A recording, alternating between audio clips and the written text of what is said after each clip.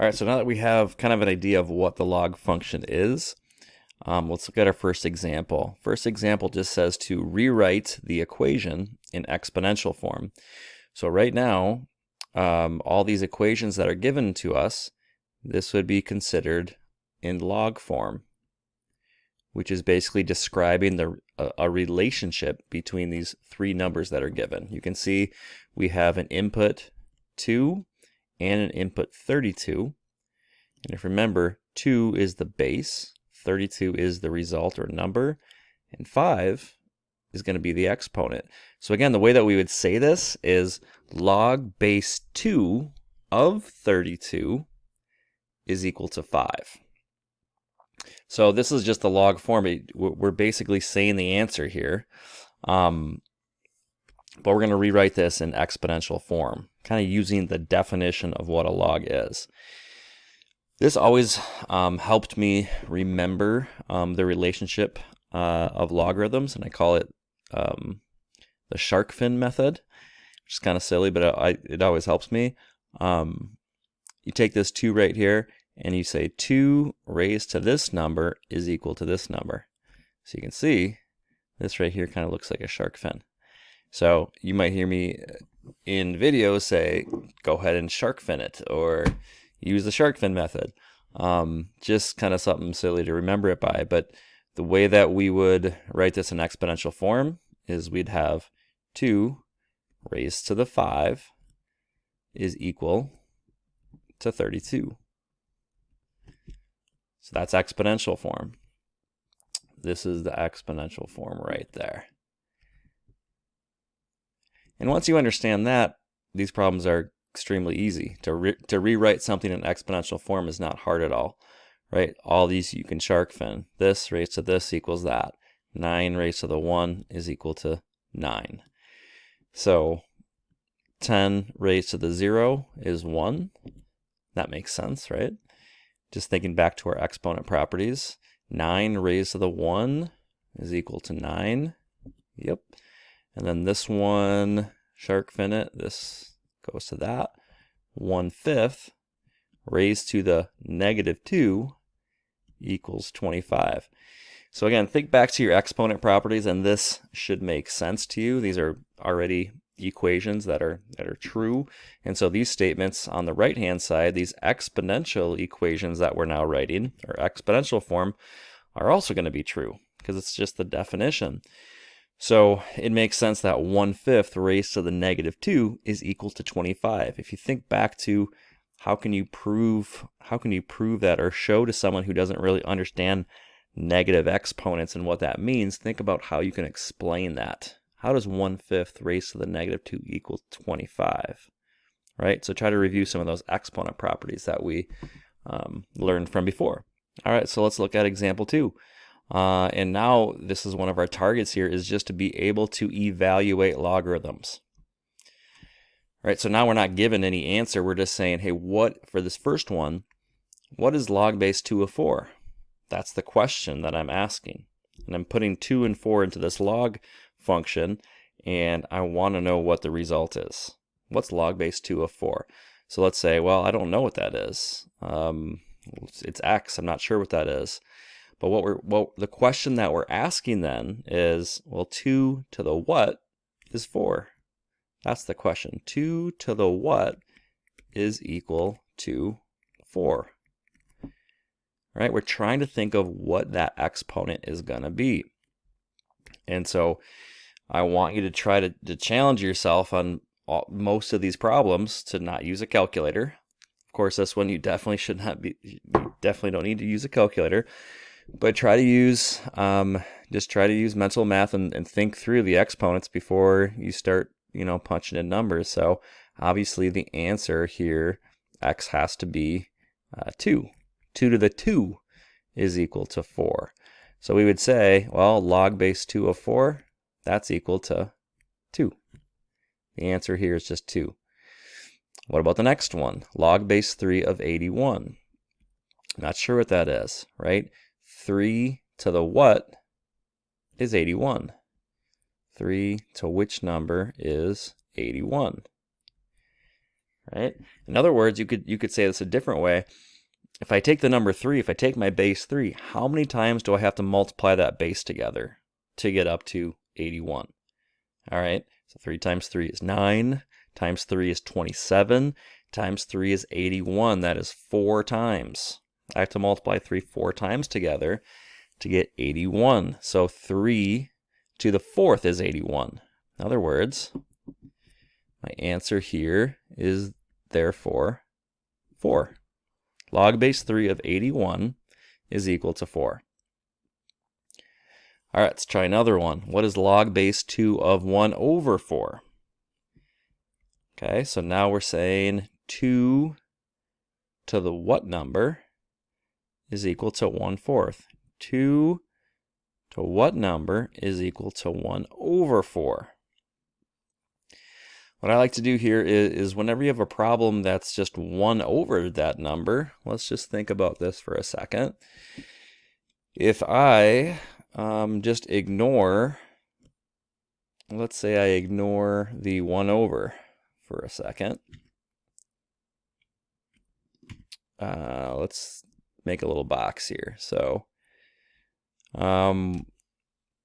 what is log base 2 of 4? Or in other words, 2 to the what is equal to just 4? Well, you would say from the first part, 2 to the 2 is equal to 4. Well, then 2 to the what is 1 over 4, right? Think about your exponent properties. That's just going to make it negative. So 2 to the 2 is 4.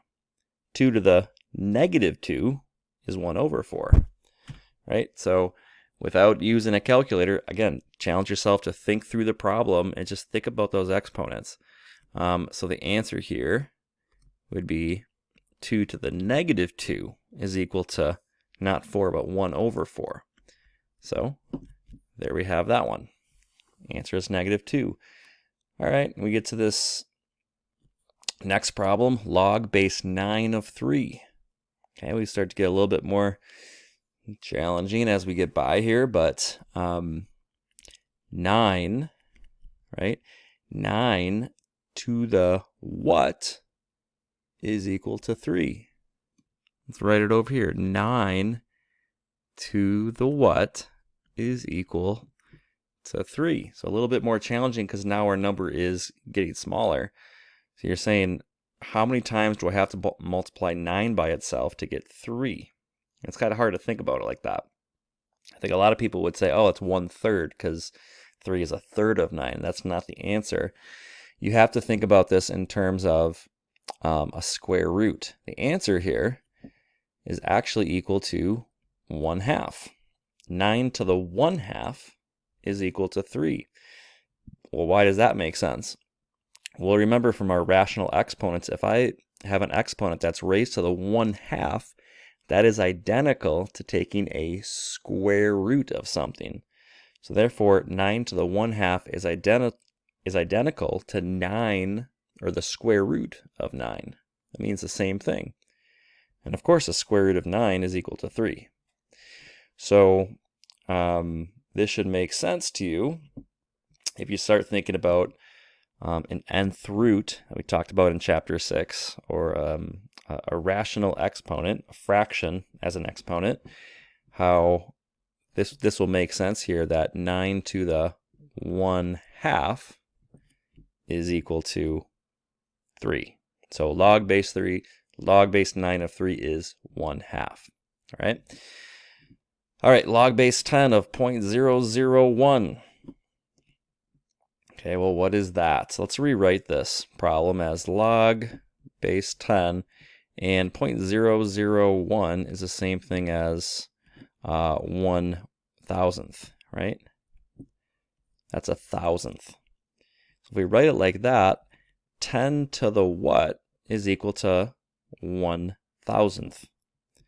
Right, so I can write that over here. 10 to the what is equal to 1,000th. So remember, this is another one of those problems where I have a 1 over that number. So let's start with a simpler question and say, well, 10 to the what is 1,000? Right? 10 to the 3rd 10 cubed is 1,000. Well then 10 to the what is 1 over 1,000.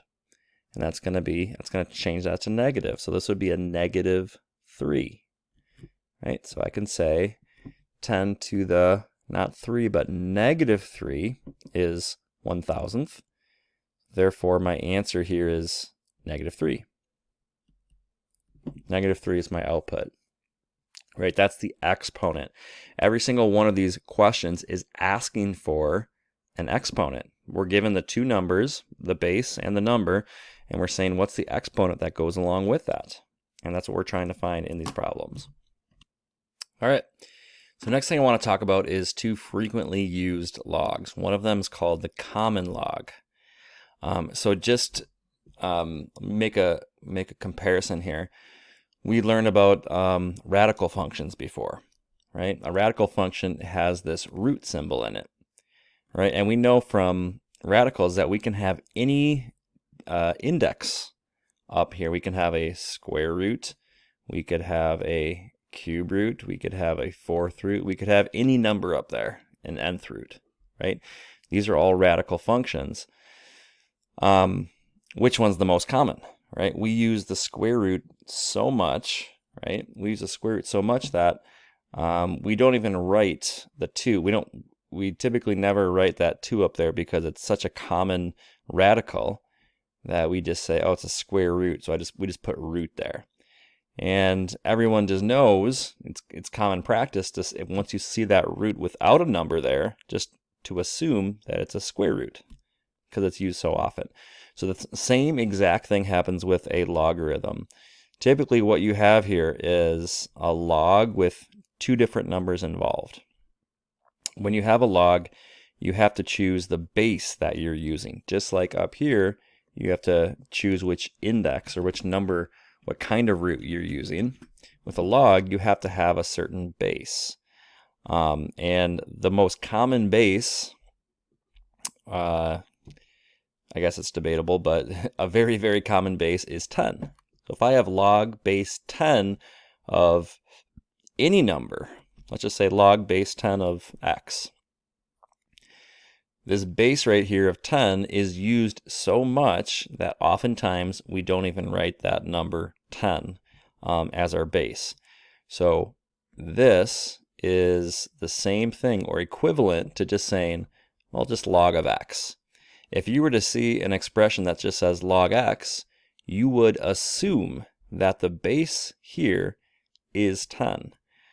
So we're just assuming that whenever we have a base of 10 in a log, that's called the common logarithm, and it can be written either way, but oftentimes it's just written without the 10, actually. Now you can write it with the 10 just like you could write the square root with a 2 there. You can say, oh yeah, of course it's a square root, but you don't need to. So that's called a common logarithm. And another one is called the natural logarithm. So we haven't talked about this one due to unusual circumstances. We kind of skipped over some of these sections. We have to pick and choose which topics we're covering. We actually haven't looked at this number called e yet. A natural logarithm, and I'll just touch on it a little bit, has a base of e. So if I had a log with a base of e, which if you're watching this video and thinking, what is e? We didn't talk about that yet. You're right. We haven't talked about e at all.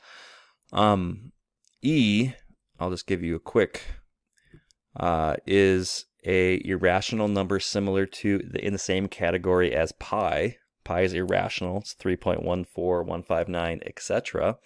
E is a number kind of like that you would find on your calculator, and you can Google it and you can read all about e. It's approximately 2.71828, and then it goes on forever and it doesn't repeat. It's an irrational number. So if I have a logarithm that uses a base e of anything, just say x, then this is also frequently used, and there's a shortcut for writing it, and that is the ln of x. ln x. Now on this section, we're gonna focus mostly on the common logarithm, but just understand this natural logarithm, especially in your next classes, has a lot of applications, and there's really good reason to using this number e, this natural base we call it, especially as you get into higher levels of mathematics. Okay, example 3 is just to use a calculator. Okay, so what if I have a problem like this, and I'm running, and it says log of 0.85. What is that? Well, first we would recognize this as, hey, this is a common log, right? Because there's no base written here. Really, I could, if I wanted to, write this as log. This is base 10 of 0.85. And I could start doing the exact same thing that I did in example 2 and say, okay, well, let me try to figure this out on my own. Let's rewrite this in exponential form, right? 10 to the what is 0.85. 10 to the what is 0.85. Well, clearly this is not something you're going to be able to just think up. This is not a nice whole number, not something that you can do in your head, so we're going to need help here. There's no way we'd be able to figure this out just on our own. So we're going to ask the calculator to do that. And before calculators, we would get these huge, ginormous log books, and we'd have to look it up ourselves. But if we go on a calculator, any calculator is, I guess not any calculator, but most calculators are going to have a common log button. And so you can see that right here, just the log button. And that's going to assume that we have just base 10, right? So if I hit log there, there's not even a spot to put the base. It's just saying, hey, the base is 10. We're going to assume that the base is 10. So go ahead and put in the number. You don't have a choice to type in the base. So if I want to figure this question out, log of 0.85, I can simply just type it in there, log of 0.85. And we hit enter, right? And my answer is an approximation. It's negative 0.0705. I'd have to approximate this. And it doesn't, the question doesn't give me the precision I need to use, but I would say the answer here is approximately negative 0.0706 if I round 4 to 4 digits after the decimal there. I would have to approximate this because I have to.